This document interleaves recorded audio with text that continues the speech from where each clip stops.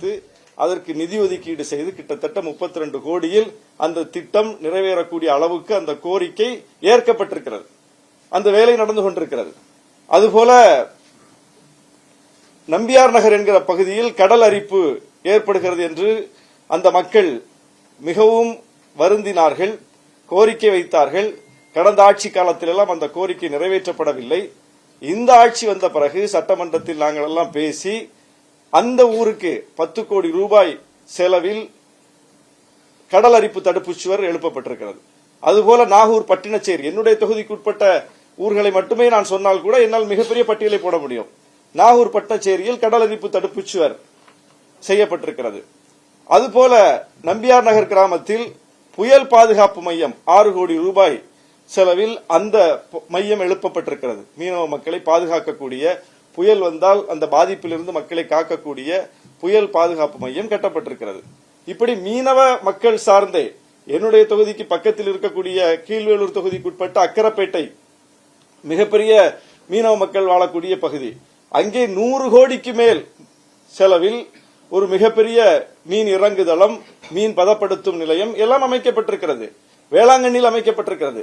அதுபோல சுற்றுலா மேம்பாட்டில் என்னுடைய தொகுதியில் நாகூர் சில்லடி கடற்கரையில் கிட்டத்தட்ட 6 கோடி ரூபாய் செலவில் ஒரு நெய்தல் பூங்கா, 2.5 கோடி ரூபாய் மதிப்பீட்டில் இன்னொரு பூங்கா, அது இசைமுரசு நாகூர் அணிபாவுடைய 100ஆண்டை முன்னிட்டு அந்த பூங்காவுக்கு தான் நம்முடைய முதலமைச்சர் அவருடைய பெயரை சூட்டியிருக்கிறார். அது விரைவில் திறக்கப்பட இருக்கிறது. பல்வேறு கட்ட பணிகள் சுற்றுலாவுக்கான மேம்பாட்டுக்காக, மீனவர் நலனுக்காக, அதுபோல உள்கட்டமைப்பு மேம்பாடு. நாங்க இந்த ஆட்சி அமைவதற்கு முன்னால் தேர்தலை சந்திக்கும் போது நாகப்பட்டினத்தில் அக்கரைப்பேட்டை மேம்பாலம், நாகப்பட்டினத்தையும் அக்கரைப்பேட்டை இணைக்கக்கூடிய மேம்பாலம் அந்த இடத்துல தொங்கிக்கிட்டு இருந்தது. அந்த ரயில்வே டிராக்கு மேல மட்டும் கெட்டி வச்சிருந்தாங்க. அதை இந்த பக்கமும் இணைக்கல, அந்த பக்கமும் இணைக்கல. ஏன்னா அதுக்கு நிலம் கையகப்படுத்தணும், மிகப்பெரிய பொருட்செலவாகும் சொல்லி கைவிடப்பட்ட ஒரு திட்டம்.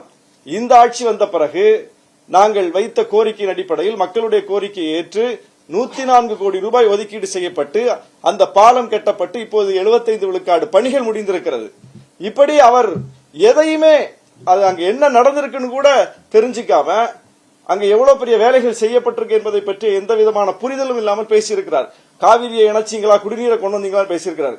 நாகப்பட்டினம் வரலாற்றிலேயே 1700 கோடி ரூபாய் மதிப்பீட்டில் குடிநீர் திட்டம், மிகப்பெரிய திட்டம், அந்த திட்டம் அங்கே நிறைவேற்றப்பட்டிருக்கிறது. அந்த பணிகள் ஏறத்தாழ முடியும் தருவாயில் இருக்கு. அதனால எல்லா இடமும் குடிநீர், வீட்டுக்கு வீடு குடிநீர் இணைப்புக்கான வேலைகள் நடந்திருக்குது. அதனால் சாலைகள்ல தோண்டப்பட்ட குடிநீர் இணைப்புக்காக தோண்டப்பட்டதுனால சாலை எல்லாம் சிக்கலா போச்சு. திரும்ப அந்த சாலையை போடுறதுக்கு ஒவ்வொன்றுக்கு நிதி ஒதுக்கீடு பெற்று அப்படி ஒரு திட்டத்தை நிறைவேற்றுவதன் மூலம் இன்னொரு திட்டத்தை நிறைவேற்ற வேண்டிய தேவை ஏற்பட்டு அப்படி ஒவ்வொன்றாக அந்த ஊருக்கு பார்த்து பார்த்து செய்யப்பட்டிருக்கிறது. அவர் என்ன குற்றச்சாட்டை வைத்தாலும் அந்த குற்றச்சாட்டுக்கு பதில் இருக்கிறது. அப்ப அவர் வைத்த எந்த குற்றச்சாட்டுமே உண்மையிலே அந்த மண்ணுக்கு என்ன தேவை இருக்கிறதோ, என்ன கோரிக்கை நிறைவேற்றப்படாமல் இருக்கிறதோ அதை சொல்லியிருந்தால் அது ஒரு மக்கள் நலன் பேசலாம்னு சொல்லலாம். மக்களுக்கு இந்த தேவை இருக்கு, அரசாங்கம் இதுவரைக்கும் நிறைவேற்றாம இருக்கு, அதை அவர் அட்ரஸ் பண்றாரு, ஒரு புதிய கட்சியா இதை கையில் எடுத்து பேசுறாரு என்றால் அது மக்கள் நலன் சார்ந்தது. ஆனால் ஏற்கனவே மக்கள் வைத்த கோரிக்கையின் அடிப்படையில் மக்கள் பிரதிநிதிகள் நாங்கள் போய் அரசிடம் முறையிட்டு சட்டமன்றத்தில் வாதாடி அரசு அதை கனிவோடு பரிசீலித்து ஏற்றுக்கொண்டு நிதி ஒதுக்கீடு செய்து நிறைவேற்றப்பட்டிருக்கிற திட்டங்களை, நிறைவேற்றப்பட்டு வருகிற திட்டங்களை எல்லாம் செய்யவே இல்லை என்று சொல்வதனுடைய பின்னணி என்ன? இவர் இந்த அரசுக்கு அவப்பெயரை ஏற்படுத்த நினைக்கிறார். ஒன்று, இப்படியெல்லாம் பொய்யை பேசுவதன் மூலம் அவர் சாதிக்க நினைப்பது என்ன? உண்மையை பேசுங்க. உண்மையிலே அந்த மண்ணுக்கு என்ன தேவையோ அதை சொல்லுங்க. நாகூர் ஹாஸ்பிட்டலை பத்தி பேசியிருக்கிறார்.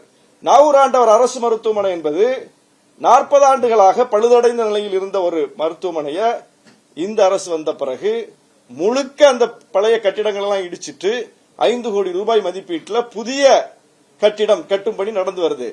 ஆனாலும் அந்த மருத்துவமனை புதுசா கட்டிடம் கட்டுறதுனால அதை மூடிடக்கூடாதுன்னு சொல்லி தற்காலிகமாக வேறு ஒரு கட்டிடத்தில் அந்த மருத்துவமனை இயங்கிக் கொண்டிருக்கிறது. அங்கே 4 பேர் பணியாளர்கள், மருத்துவர் உள்ளிட்ட பணியாளர்கள்னா அந்த 4 பேர் ஸ்டாஃபும் இருக்காங்க, வேக்கண்டே இல்லங்க. அப்ப இதெல்லாம் அவர் தெரியாமலேயே அங்க பேசிட்டு இருக்காரு. ஒட்டுமொத்த நாகப்பட்டினம் மாவட்டத்திற்கும் மருத்துவர்கள் பற்றாக்குறை என்பது அது நீண்ட கால பிரச்சனை. அது ஏன்னா அங்க பணியாற்றுவதற்கு மருத்துவர்கள் பெரிதாக ஆர்வப்படுவதில்லை. அது ராமநாதபுரத்துக்கு போட்டுட்டா எங்களை தண்டிக்கிற மாதிரி அப்படின்னு ஒரு காலத்துல ஒரு புரிதல் இருந்தது போல நாகப்பட்டினத்தை பார்க்கிற மனோநிலை இருக்கிறது பணியாளர்கள்ட்ட. அப்படி ஒரு நிலை இருந்த பிறகும் கூட இந்த அரசு வந்த பிறகு முடிந்த வரைக்கும் ரோஸ்டர் சிஸ்டத்தின் மூலம் அங்கே பணியாளர்களை, மருத்துவ பணியாளர்களை, மருத்துவர்களை கொண்டு நிரப்பக்கூடிய பணியை ஒவ்வொரு கட்டத்திலும் செய்து வரக்கூடிய ஒரு சூழலை நம்ம பார்க்கிறோம். நாங்க பலமுறை கோரிக்கை வச்சிருக்கிறோம். அது ஒவ்வொன்றாக நிறைவேற்றப்படக்கூடிய ஒரு சூழலை பார்க்கிறோம்.